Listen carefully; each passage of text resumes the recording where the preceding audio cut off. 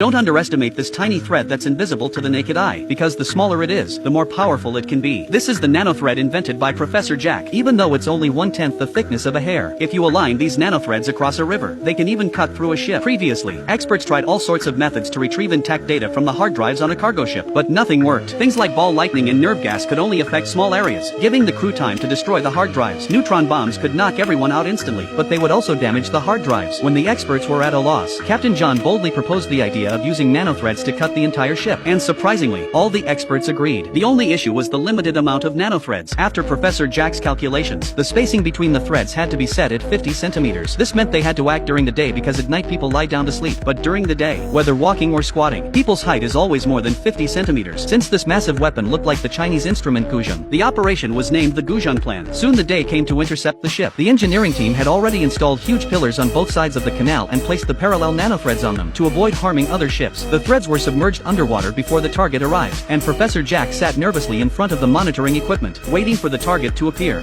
Raise the zither.